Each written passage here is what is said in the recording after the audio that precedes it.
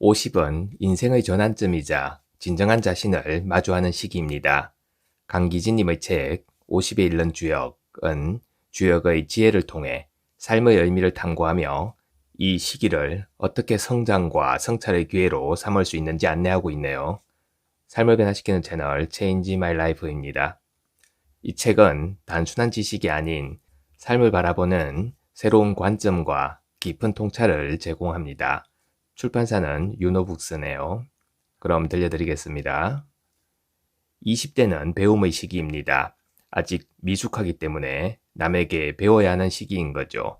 30대와 40대는 세상의 풍파에 맞서 자신의 인생 항로를 개척하기 위해 고군분투하는 시기입니다. 달리 말하면 자기 앞가림하기에 바쁜 시기이므로 세상 전체를 조망하지는 못하는 겁니다. 결국 20대부터 40대까지는 이 미로 같은 세상을 아직 잘 모르는 시기라는 겁니다. 20대는 자기 자신을 잘 모르고 30대는 다른 사람을 잘 모르는 거죠. 40대가 되면 세상을 보는 눈이 조금 트이지만 여전히 부족한 겁니다. 그러므로 사람은 젊은 시절에 자주 운과 자기 기질에 치이는 거죠. 당황스러운 표정을 짓고 어찌할 줄 몰라 서 있곤 하는 거죠. 그러다가 그 젊은 날의 열병이 여러 개의 나이테를 남기고 지나갔을 때 비로소 50이라는 원숙기에 이르게 되는 겁니다. 50에 이른 사람은 이제 자기 인생 전체를 조망할 수 있게 됩니다. 50이 하늘에 올랐다는 말이 이를 뜻하는 거죠. 이전까지 살아왔던 땅의 세상을 내려다보며 전체를 조망할 수 있다는 뜻입니다. 이에 따라 자신의 기질을 넘어 스스로를 객관화할 수 있고 더 이상 운에 치이지 않게 되는 것이죠. 변덕스러운 우연에 휘둘리지 않고 그 고삐를 털어쥐며 주인의 삶을 사는 겁니다. 이처럼 사람은 50에 이르러서야 진정한 자신의 삶을 살게 되는 것이죠. 날아야 할 용이 비로소 하늘에 올랐다는 말이 바로 이를 뜻하는 겁니다. 50에게 이와 같은 안목이 생기는 이유는 우선 20대부터 40대까지 쌓아온 인생의 축적 때문이죠. 이러한 안목은 단기간에 습득할 수 있는 지식과는 다르기 때문에 절대적인 시간이 필요한 것이죠. 그러므로 사람이 50에 이르러서야 비로소 자기 인생을 조망할 수 있게 되는 겁니다. 또 하나는 죽음의 문제와 관련이 있는 겁니다. 삶을 제대로 이해하려면 그와 대비되는 죽음을 알아야 하는 것이죠. 역경에서는 대대에 놓인 이 두 가지를 함께 이해해야 전체를 이해할 수 있다고 하였습니다. 이를 삶과 죽음의 문제에 적용하면 삶에 대해 알고자 할 때 삶에만 집중해서는 삶의 전모를 제대로 파악할 수 없다는 겁니다. 죽음과 대비해서 볼 때라야 삶의 문제가 더 선명해지며 그 전모를 파악할 수 있다는 것이죠. 사람이 나이 50쯤 되면 가까운 이들의 죽음을 접하게 됩니다. 본인 역시 신체 기능이 떨어지며 몸에 힘이 빠지고 건강도 나빠지게 되죠. 각종 질환을 앓으면서 자신의 죽음도 시야에 들어오게 됩니다. 이처럼 죽음이 눈에 들어오기 시작하면 비로소 삶의 문제가 제대로 이해되기 시작하죠. 예를 들어 사람의 인생에서 물질의 비중이 작다는 것을 느끼는 것도 50쯤 되는 시기인 겁니다. 사람은 자신의 몸이 썩어 없어질 것임을 느낄 때 물질 역시 썩어 없어질 것임을 실감하게 되죠. 써버리면 없어지고 마는 것이 물질이고 쓰지 않으면 썩어 없어지고 마는 것이 물질이지만 이 물질이 작은 것임을 깨닫는 것은 30대와 40대에는 아직 무리인 겁니다. 낙천적 태도 역시 물질이 작은 것임을 깨닫지 못하면 어렵습니다. 젊은 시절에는 낙천적인 자세를 가지기가 쉽지 않죠. 그래서 공자가 나이 50에 이르러 비로소 지천명이라 말한 겁니다. 물질이 작은 것임을 느낄 때 사람은 비로소 자신의 천명을 올바르게 이해할 수 있죠. 물질에 대한 집착을 버리고 하늘이 자신에게 바라는 바를 행하고자 하는 겁니다.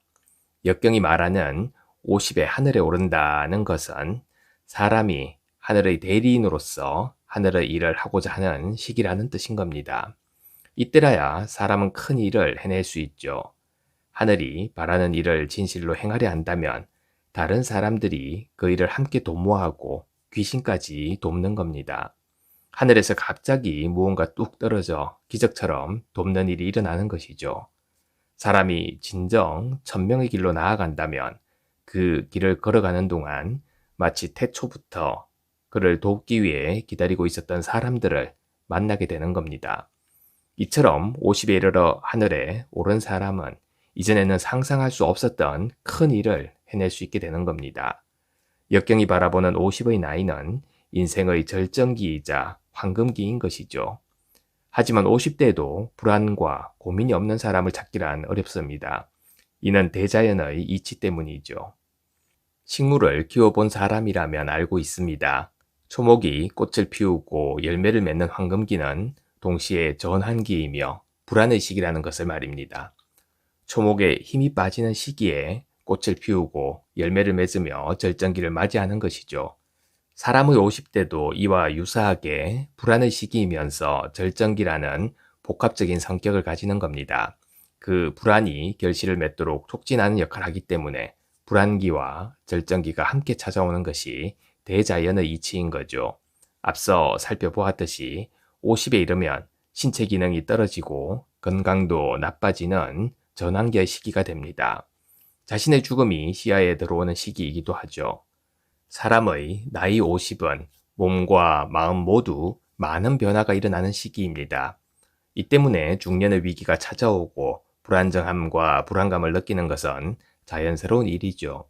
이러한 50의 위기와 50 이후의 삶에 대해서는 다음 장에서 살펴볼 것이지만 여기에서는 그로 인해 다른 사람을 받아들이게 된다는 사실을 말하고자 합니다. 배우는 사람은 스스로 많이 하려는 것을 드러내어 즉 비어 있으므로 다른 사람을 받아들여야 한다고 역경은 말합니다. 그렇게 해야 능히 널리 가득 채울 수 있다는 것이죠. 하늘의 돈은 완성되면 변하는 것이니 가득 차 있는 것이 오래 갈 수는 없습니다. 차고 비워짐을 조절하여 자기 스스로 가득 채우려 하지 않아야 능히 오래 갈 수 있는 겁니다. 공자는 이러한 손괴와 입괴를 풀이하여 감탄을 금치 못하였습니다. 그는 제자 자하에게 이렇게 설명합니다.